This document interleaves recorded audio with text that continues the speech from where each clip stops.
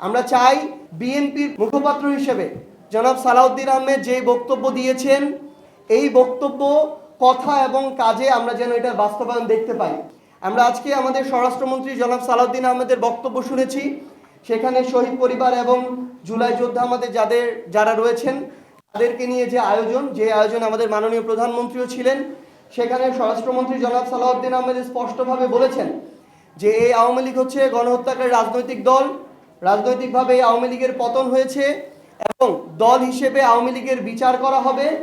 আওয়ামী লীগের দাফন হয়েছে দিল্লিতে এবং এই আওয়ামী লীগ বাংলাদেশের রাজনীতিতে আর কোনোদিন ফিরে আসা সম্ভব নয়। আমরা চাই বিএনপির মুখপাত্র হিসেবে জনাব সালাউদ্দিন আহমেদ যে বক্তব্য দিয়েছেন, এই বক্তব্য কথা এবং কাজে আমরা যেন এটার বাস্তবায়ন দেখতে পাই এবং আমরা প্রত্যাশা করি গণঅভ্যুত্থানে অংশগ্রহণকারী রাজনৈতিক দল হিসেবে বিএনপির প্রত্যেকটি নেতাকর্মী তাদের অন্তরে এই চাওয়াটি ধারণ করে। অল্প কিছু আমরা সোশ্যাল মিডিয়ার বিভিন্ন মাধ্যমে আমরা দেখতে পাচ্ছি যে বেশ কিছু মানুষ যাদের নাম বলে আমরা তাদেরকে ওই গুরুত্বটুকু আরোপ করতে চাই না,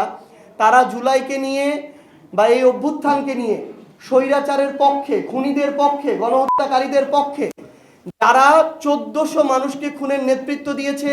শাপলায় গণহত্যা ঘটিয়েছে, পিলখানায় গণহত্যা একটা ঘটিয়েছে, এই মানুষদের পক্ষে যারা এখনো সাফাই গায়, এটা আমাদের আসলে সামগ্রিক আমরা যারা জুলাই একসাথে অংশগ্রহণ করেছিলাম, সেটা বিএনপি বলেন, জামায়াত বলেন, এনসিপি বলেন, অন্যান্য রাজনৈতিক দল আছে যারা বলেন, এটা আমাদের সামগ্রিক একটা দায়বদ্ধতা যে আমরা ওই সকল গোপন এবং প্রকাশ্য এই খুনিদের দোষর এবং তাদের সহযোগীদের এখন পর্যন্ত বিচার নিশ্চিত করতে পারিনি। তাদের যদি বিচারের রায় হতো এবং এগুলোর যদি কার্যকারিতা থাকতো, তাহলে আজকে তারা কখনোই গর্ত থেকে মাঝে মাঝে উকি দিয়ে এই কথাগুলো বলার সাহস পেত না।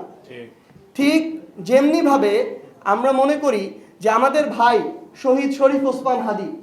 তাকে দিনে দুপুরে প্রকাশ্যে হত্যা হলো, সব কিছুর ফুটেজ আছে, তার হত্যাকারীদেরকে ভারতে গ্রেফতার করা হলো, মাসের পর মাস চলে যাচ্ছে, তাদেরকে ফিরিয়ে এনে যখন বাংলাদেশে, যেটা শুধু বাংলাদেশ না পুরো বিশ্বে একটা সাড়া ফেলে দিয়েছিল, পুরো বিশ্ব বিবেককে নাড়িয়ে তুলেছিল, সেই আসামিদেরকে যখন এনে বিচার নিশ্চিত করা যাচ্ছে না, তখন আসলে ওই গণহত্যাকারীর সহযোগীরা কিংবা গণহত্যার দোষরা এভাবে সাহস পাবে, আস্ফালন শুরু করবে। তো এই জন্য বিএনপিকে সরকার হিসেবে দায়িত্ব নিতে হবে যেন অতি দ্রুত আমাদের আন্তর্জাতিক অপরাধ ট্রাইব্যুনালের মাধ্যমে, আমাদের বিচার বিভাগের মাধ্যমে এই বিচারিক প্রক্রিয়াগুলো শেষ হয় এবং রায়ের পরে যেন অতি দ্রুত এগুলো কার্যকারিতা হয়।